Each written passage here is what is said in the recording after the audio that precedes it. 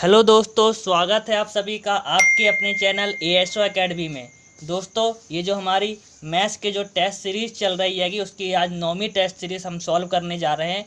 तो चलिए आज के कुछ महत्वपूर्ण क्वेश्चन हम सॉल्व करते हैं।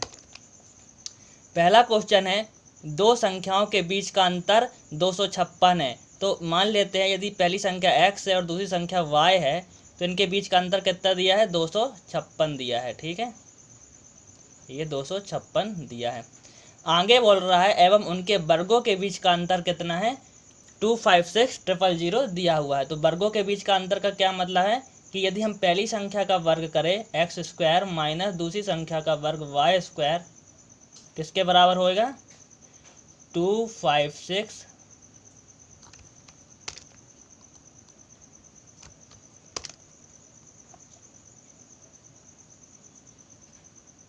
000 के बराबर हो जाएगा ये। ठीक है, अब देखिए x square minus y square बराबर क्या होता है, हम जानते हैं कि ये क्या होता है, x minus y into x plus y, ये हो जाता है। ठीक है, बराबर किसके हो जाएगा, 256000 के। तो ये हो गया। अब देखिए x माइनस वाई की वैल्यू हमारे पास कितनी है, 256 दी हुई है। तो हम यहाँ पे लिख सकते हैं x माइनस वाई की जगह 256 हमने लिख दिया, गुणित x प्लस वाई बराबर 256 000 और लगा दिए। ये यदि हम 256 से काटे तो कितने बार जाएगा, ये एक बार जाएगा और 3 जीरो लग जाएंगे। तो x प्लस वाई की वैल्यू हमको कितनी मिली, x प्लस वाई कितना मिल गया, 1000 मिल गया। ये हो गया। अब देखिए x माइनस वाई बराबर हमारे पास कितना है, 256 और x प्लस वाई बराबर कितना है, 1000 है। तो हम इससे यहाँ पे लिख लेते हैं। ये मैं आपको बता रहा हूँ इसलिए पूरा लिख के बता रहा हूँ, नहीं तो ये शॉर्ट में ये सब स्टेप लिखने नहीं हैं। अब देखिए यदि हम इसको काट दें तो ये y से y कैंसिल हो जाएगा, यहाँ पे कितना बचेगा, 2x बराबर ये कितना हो जाएगा, 1256 हो जाएगा। और जब हम इसको 2 से काटेंगे तो x की वैल्यू हमको कितनी मिलेगी, यहाँ से 2 छंग 12 और 2 दूनी 4 और 2 अट्ठे 16। तो x की वैल्यू हमको मिल गई 628 मिल गई। और यहाँ पे x की वैल्यू देखिए किस में है, ऑप्शन नंबर 4 में है। मतलब 628 हमको ये मिल गया, तो मतलब हमारा आंसर ऑप्शन नंबर 4 होगा। आपको यहीं पे डायरेक्ट टिक कर देना है, आगे नहीं करना है। लेकिन मैं आपको आगे करके बताता हूँ कि फिर y की वैल्यू हम कैसे निकालेंगे। अब हम x की वैल्यू को किसी भी इक्वेशन में रख देंगे। मान लेते हैं हम इक्वेशन नंबर 2 में रख देते हैं। तो यहाँ से क्या हो जाएगा, x बराबर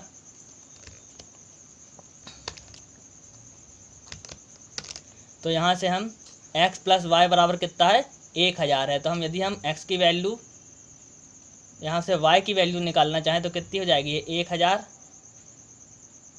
माइनस 628 हो जाएगी। ठीक है, कितनी हो जाएगी, 628 हो जाएगी। अब घटा देते हैं, 10 में से 8 गए 2, 9 में से 2 गए 7 और 9 में से 6 गए 3 आ गया। तो y की वैल्यू कितनी हो गई, 372 हमारी y की वैल्यू हो गई। और x की वैल्यू हमने कितनी निकाले हैंगे, 628। तो हमारा राइट आंसर क्या हो जाएगा, ऑप्शन नंबर 1, ऑप्शन नंबर 4 इसका राइट आंसर हो जाएगा। ठीक है, कौन सा हो जाएगा, ऑप्शन नंबर 4 इसका राइट आंसर हो जाएगा। 628 x की वैल्यू और y की वैल्यू हो जाएगी 372। चलिए अगला क्वेश्चन देखते हैं।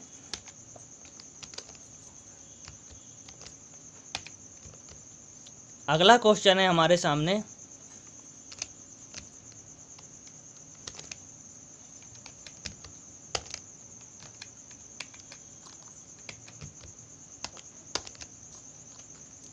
x का 10% y के 20% के बराबर है।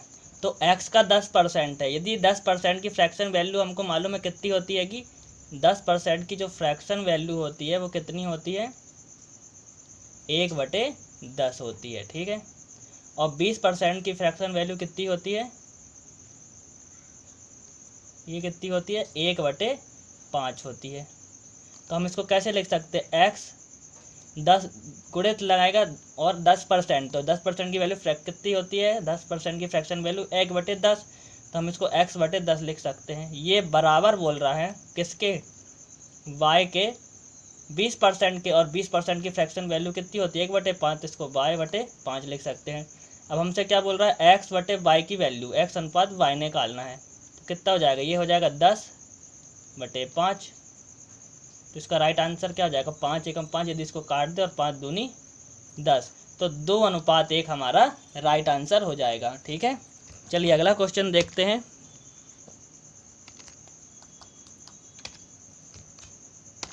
अगला क्वेश्चन है हमारे सामने, एक प्रदर्शनी हॉल में 24 डिस्प्ले बोर्ड हैं, ठीक है, जिनमें प्रत्येक की लंबाई 1 मीटर 50 सेंटीमीटर और चौड़ाई कितनी दी हैगी, 1 मीटर दी है। एक 100 मीटर लंबी एल्यूमिनियम की पट्टी है जिसका उपयोग इस बोर्ड को फ्रेम करने के लिए किया जाता है। सभी बोर्डों को फ्रेम करने के लिए आवश्यक अतिरिक्त एल्यूमिनियम पट्टी की लंबाई हमको ज्ञात करना है। तो देखिए, मान लेते हैं कि हमारे पास ये बोर्ड है, ठीक है, ये बोर्ड है, इसकी क्या बोल रहा है, जिसकी प्रत्येक की लंबाई 1 मीटर और 50 सेंटीमीटर है। तो यदि हम इन सभी को सेंटीमीटर में चेंज कर लें तो ये कितनी हो जाएगी, 1 मीटर में कितने सेंटीमीटर होते हैं, 1 मीटर में कितने सेंटीमीटर होते हैं, 100 सेंटीमीटर होते हैं, ठीक है, ये हो गया। तो यदि हम इसको सेंटीमीटर में करें तो 1 मीटर में हमको 100 सेंटीमीटर ये और 50 ये, तो इसकी लंबाई कितनी हो जाएगी, 150 सेंटीमीटर हो जाएगी, ठीक है। और इसकी चौड़ाई 1 मीटर है, मतलब ये कितनी हो जाएगी, 100 सेंटीमीटर हो जाएगी ये, ठीक है। अब देखिए, तो क्या बोल रहा है, तो एक 100 मीटर लंबी एल्यूमिनियम की पट्टी है हमारे पास, जिसका उपयोग इन बोर्डों को फ्रेम करने के लिए किया जाना है। तो फ्रेम देखिए कहाँ पे करेंगे, फ्रेम हम इसके चारों तरफ ही लगाएंगे, ये पट्टी एल्यूमिनियम की यहाँ पे लगाएंगे, ये ऐसी इसके चारों तरफ ऐसी एल्यूमिनियम की पट्टी लगाएंगे, ठीक है। तो देखिए, तो यदि हम इसका परिमाप निकाल लें, इस बोर्ड का परिमाप निकाल लें, तो क्या होता है, पैरामीटर क्या हो जाएगा, परिमाप बराबर क्या होता है, ये आयत शेप में है, तो इसका परिमाप क्या हो जाएगा, ये हो जाएगा 2 गुणित, देखिए 2 इसलिए कर रहे हैं गुणे में क्योंकि इसकी लंबाई एक ये वाली लंबाई और एक ये वाली लंबाई, दोनों क्या, और एक ये चौड़ाई और एक ये चौड़ाई, तो दोनों 2 है, इसलिए हम 150 लंबाई और प्लस चौड़ाई कर देते हैं, तो ये 100 हो गया, ठीक है। अब इसको यदि हम सॉल्व करेंगे तो 150 और 100 कितना हो जाएगा, 250, और 250 गुणित 2 करेंगे तो कितना आ जाएगा, 500 आ जाएगा। मतलब इसका पैरामीटर कितना है, एक बोर्ड का 500 है, ठीक है। लेकिन ऐसे ही क्या बोल रहा है, हमारे पास 24 डिस्प्ले बोर्ड हैं, ठीक है, कितने हैं, 24 हैं। तो एक का तो पैरामीटर हमने निकाल लिया, लेकिन हमको 24 का निकालना है, क्योंकि हमको 24 डिस्प्ले बोर्ड में पट्टी लगानी है, तो गुणित 24 करेंगे, ठीक है। अब देखिए, जब हम इसको गुणा करेंगे तो ये 2 शून्य तो ऐसे ही लग जाएंगे, 5 से गुणा करेंगे तो 5 चौको 20, ये शून्य हाथ लाई 2, 5 दूनी 10, 11 12, ठीक है। अब देखिए, हमारे पास कितनी मीटर लंबी पट्टी हैगी, 100 मीटर लंबी पट्टी हैगी, ठीक है ना। और ये हमारा पैरामीटर क्या आ गया है, 12,000 सेंटीमीटर चाहिए हमको, ठीक है, 12,000 सेंटीमीटर चाहिए है। यदि हम इसको फिर से मीटर में कन्वर्ट करें तो क्या करना पड़ेगा, 100 से भाग देना पड़ेगा, तो हम इसको 100 से भाग दे देते हैं, और इस 2 शून्य से यदि ये 2 शून्य काट दे तो कितना आ जाएगा हमारे पास, 120 मीटर की एल्यूमिनियम की पट्टी हमारे पास होनी चाहिए। और हमारे पास कितनी है, केवल 100 है, तो सभी बोर्डों को फ्रेम करने के लिए अतिरिक्त एल्यूमिनियम की पट्टी की लंबाई हमको जानना है कि हमको अतिरिक्त और कितनी लगेगी, तो हमको 120 लगेगी, और हमारे पास केवल 100 है, तो हम इससे माइनस कर देंगे 100 मीटर, तो हमारे पास कितना राइट आंसर हो जाएगा, 20 मीटर और अतिरिक्त हमारे को पट्टी लगेगी एल्यूमिनियम की, ठीक है। तो इसका राइट आंसर क्या हो जाएगा, 20 मीटर इसका सही जवाब हो जाएगा। चलिए अगला क्वेश्चन देखते हैं। अगला क्वेश्चन है हमारे सामने, कीर्ति ने 7 वर्ष के लिए 12% प्रति वर्ष की दर से 10,000 रुपये की राशि उधार ली। 7 वर्ष के अंत में भुगतान की जाने वाली राशि ज्ञात कीजिए। ठीक है, तो देखिए ये 10,000 हमने क्या लिया, 10,000 जो थे कीर्ति ने उसको उधार लिया, तो ये 10,000 तो उसको देना ही पड़ेंगे। ये 10,000 यदि कीर्ति ने 7 वर्ष के लिए 12% प्रति वर्ष की दर से ब्याज लिया है, उधार लिया है, राशि ली हुई है, तो उसको ये 10,000 तो देने ही पड़ेंगे, प्लस इसके अलावा उसको इस पर जो ब्याज बन रहा हैगा 7 वर्ष का 12% की दर से, वो भी देना पड़ेगा। ठीक है, तो देखिए क्या होगा, तो यहाँ पे वो चीज़ भी उसको देनी पड़ेगी। अब वो कितनी देनी पड़ेगी, तो आइए देखते हैं कैसे करेंगे। मान लेते हैं ये जो इसका जो इसने धनराशि ली है वो कितनी है, 100 है, 100% है। ठीक है ना, कोई भी धनराशि हमेशा क्या होती है, 100% होती है, तो ये तो उसको देना ही है, प्लस इस पर जो ब्याज लग रहा है तो कितना, 12% का 7 वर्ष का ब्याज कितना हो जाएगा, 12 सत्ते 84%, उसको ब्याज भी देना पड़ेगा। अब उसको टोटल कितना देना है, 184% उसको लौटाना है ना। और हम जानते हैं कि 100% की वैल्यू कितनी हैगी, 10,000 के बराबर है ये, तो 1 के बराबर कितनी हो जाएगी, ये 0 से कट जाएगा, 1 बराबर हो जाएगा 100 के। ठीक है, 1% की वैल्यू हो गई 100, और हमको कितना देना है, 184% उसको लौटाना है, तो 184% की वैल्यू निकाल लेते हैं यहाँ से, तो कितना हो जाएगा, जब हम इसको गुणा करेंगे 18400 और लग जाएगा। तो इतनी राशि हमको कीर्ति को लौटानी होगी, तो इसका सही जवाब हो जाएगा 18,400, इसका सही जवाब हो जाएगा। चलिए अगला क्वेश्चन देखते हैं। अगला क्वेश्चन है हमारे सामने,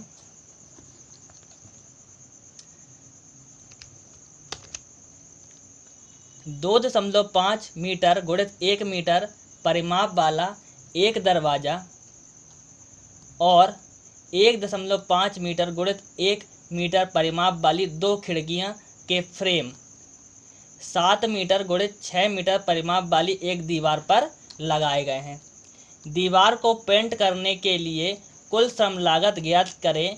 यदि दीवार की 1 मीटर स्क्वायर की पेंटिंग के लिए श्रम लागत 4 रुपये है। तो ये आइए देखते हैं इस टाइप के क्वेश्चनों को कैसे करेंगे। सबसे पहले तो हम दरवाजे का क्षेत्रफल निकालते हैं। यदि दरवाजे का क्षेत्रफल निकाले, इसको हम डी से डिनोट करते हैं दरवाजे के क्षेत्रफल को, तो दरवाजे का क्षेत्रफल कैसे हो जाएगा, इसकी लंबाई हमको कितनी दी है 2.5 और चौड़ाई 1 मीटर दी हुई हैगी। तो यदि हम इसका क्षेत्रफल निकालें तो 2.5 लंबाई गुणित चौड़ाई करें तो कितना आएगा इसका क्षेत्रफल, 2.5 आ जाएगा। ठीक है, मीटर स्क्वायर इसका क्षेत्रफल आ गया।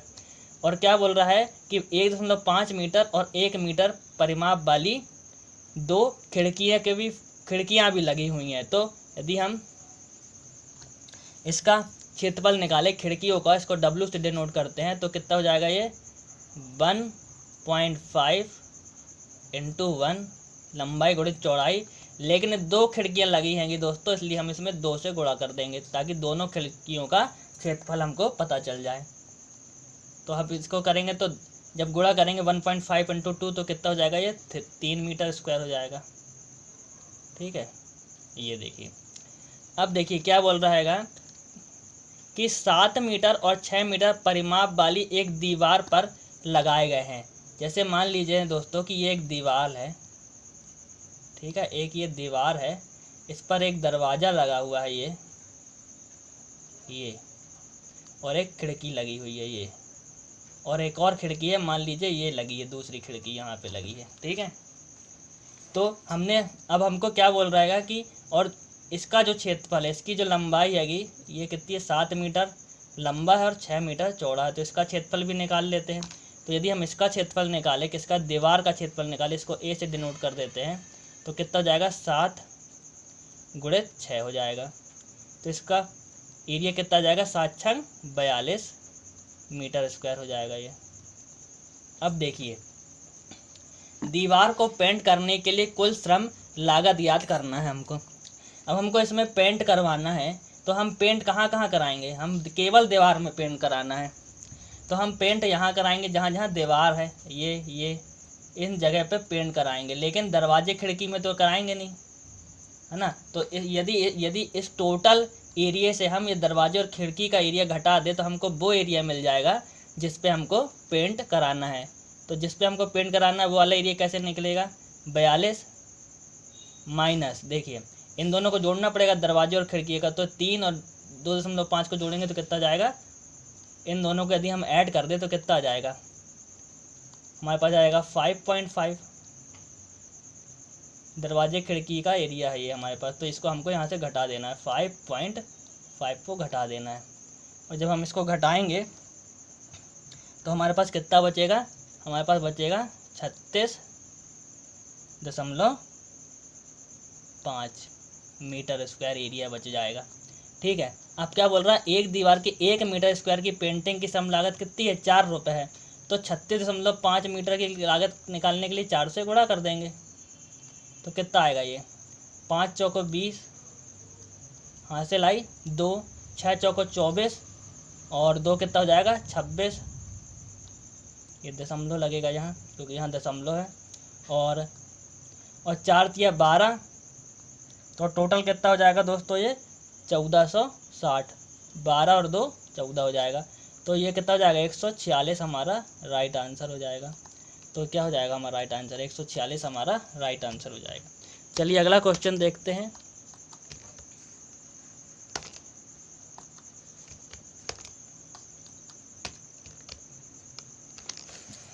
अगला क्वेश्चन है दोस्तों हमारे सामने, क्या बोल रहा है, आइए देखते हैं।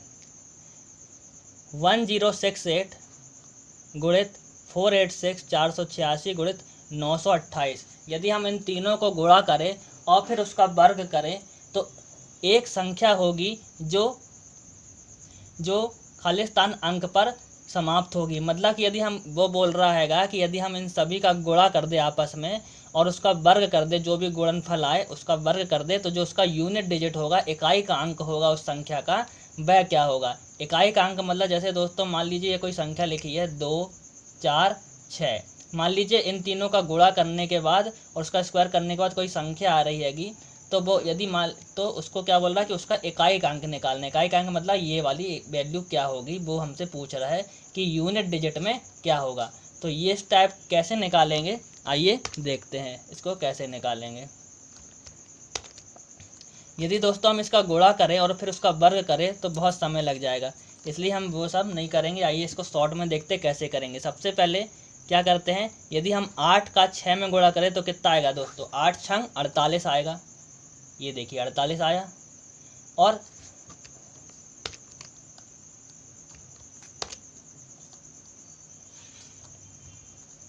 जब हम 8 और 6 का गुणा करेंगे, 8 गुणित 6 किए, मान लीजिए हमने 8 गुणित 6 किए तो कितना आया, 48 आया। ठीक है, लेकिन हमको केवल यूनिट डिजिट से मतलब है, तो हम 8 ले लेंगे। मतलब हमको जब 8 और 6 का गुणा किए तो हमारे पास यूनिट डिजिट यहाँ पे क्या मिल गया, हमको 8 मिल गया। अब हम इस 8 का गुणा यदि इस 8 में करें तो कितना हो जाएगा, 8 अठैया 64 हो जाएगा। कितना मिल रहा है हमको, 64 मिल रहा है हमको, लेकिन हमको केवल 4 से मतलब है, तो हमने यहाँ पे लिख लिए कि यहाँ पे हमारा ये 4 मिल गया। अब हम इस यूनिट डिजिट का यदि वर्ग कर दें, क्योंकि वर्ग भी करना है, तो इसका वर्ग करें तो कितना मिलेगा, 4 चौको 16, लेकिन हमको पूरी वैल्यू से मतलब नहीं है, केवल यूनिट डिजिट से मतलब है। तो यूनिट डिजिट में कितना है, 6 है, तो हमारा राइट आंसर कितना हो जाएगा, 6 हमारा राइट आंसर हो जाएगा। चलिए अगला क्वेश्चन देखते हैं।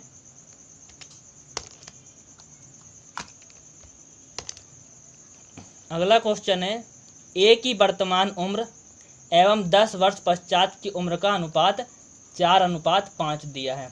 ठीक है, देखिए कितना अनुपात दिया है, 4:5 दिया है ए की। ये वर्तमान और 10 वर्ष के पश्चात है। ठीक है, तो यदि हम अनुपातों के बीचों में अंतर देखें, यदि उसकी वर्तमान उम्र और 10 वर्ष बाद की उम्र में, मान लीजिए वर्तमान उम्र उसकी 4 अनुपात में है और 10 वर्ष बाद कितनी अनुपात में है, 5 दिया हैगा, तो उसके बीच का अंतर कितना दिख रहा है हमको, यहाँ से अंतर मिल रहा है हमको 1 का अंतर। और एक्चुअल वैल्यू यदि वर्षों में देखी जाए तो कितने वर्ष का अंतर है, 10 वर्ष बोल रहा है वो, तो 1 की वैल्यू 10 के बराबर है। तो क्या बोल रहा है, ए की वर्तमान उम्र कितनी है, और वर्तमान उम्र का अनुपात कितना है, 4 है, 4 यूनिट है, तो गुणे 4 कर देंगे यहाँ, तो कितना आ जाएगा, ये 40 आ जाएगा। तो हमारा राइट आंसर क्या हो जाएगा, 40 वर्ष उसकी वर्तमान उम्र है। चलिए अगला क्वेश्चन देखते हैं।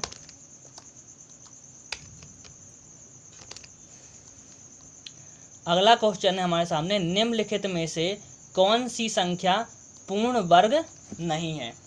तो हमको ये बताना है कि इनमें से कौन सी संख्याएं हैं जो ऑप्शन में दी हैं ये पूर्ण वर्ग नहीं है। तो इस टाइप के क्वेश्चनों को आइए देखते हैं कैसे करेंगे।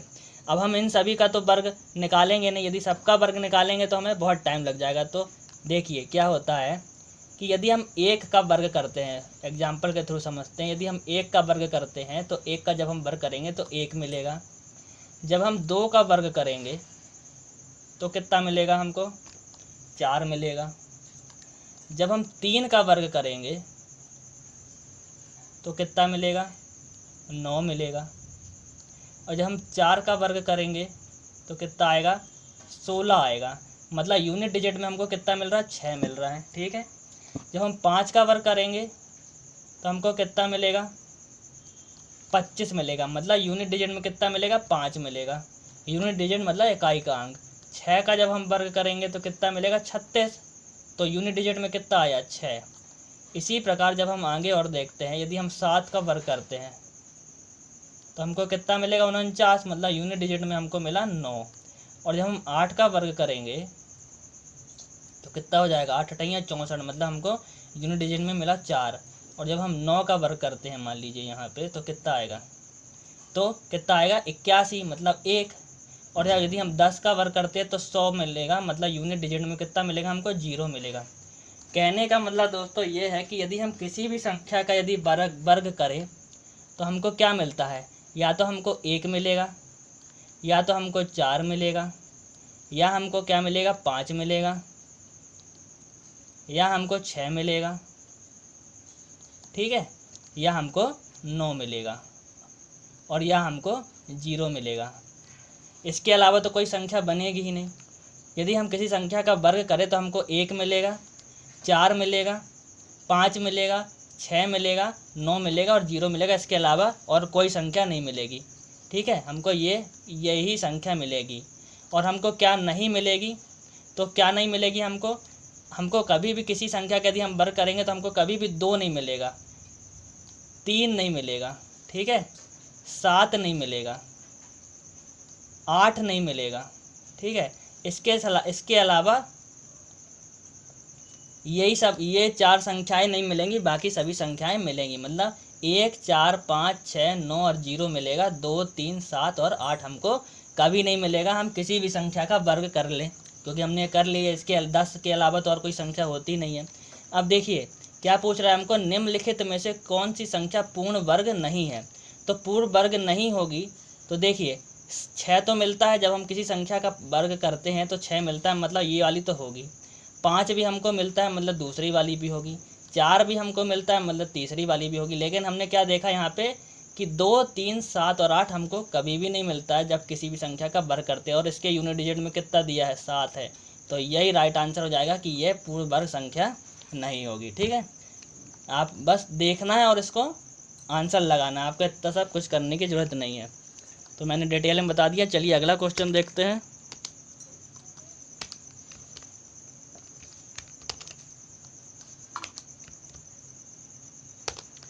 अगला क्वेश्चन है दोस्तों हमारे सामने,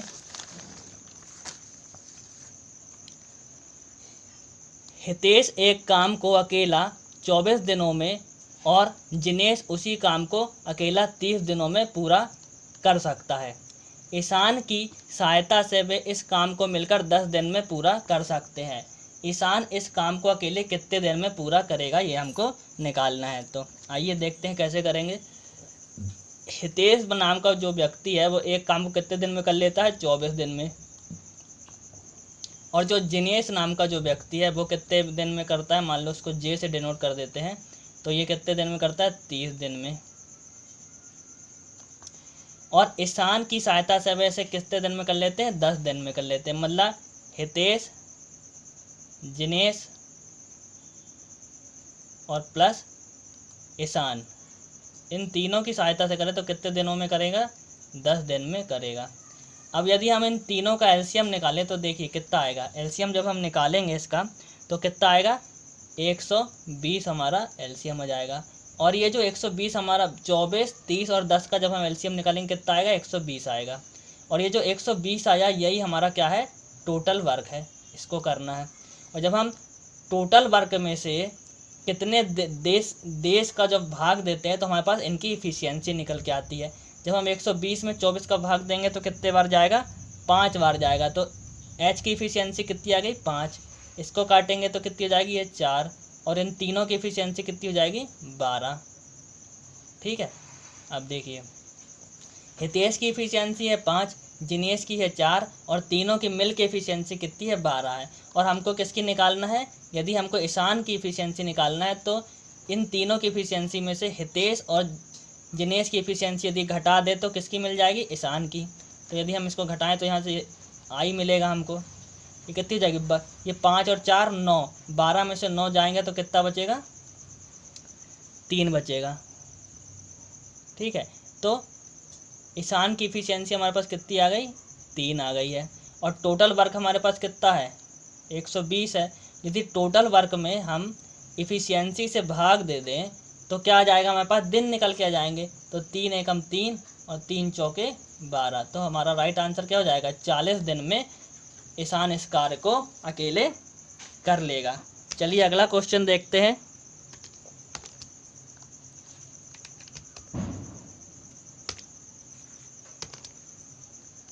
अगला क्वेश्चन है हमारे सामने 88 और 220 का महत्तम समावर्तक हमको निकालना है। तो दोस्तों महत्तम समावर्तक निकालने के लिए तो कई मेथडें हैं, लेकिन मैं आपको भाग मेथड से बताता हूँ कि इसको कैसे निकालेंगे। सबसे सिंपल तरीका क्या है इसको निकालने का, देखिए जो बड़ी संख्या उसको हम यहाँ पे लिख सकते हैं और 88 से इसको भाग दे देते हैं।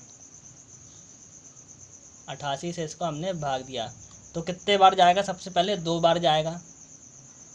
कितना जाएगा, 8 दूनी 16 की 6 हासिल आई, 1 8 दूनी 16 और 1 17।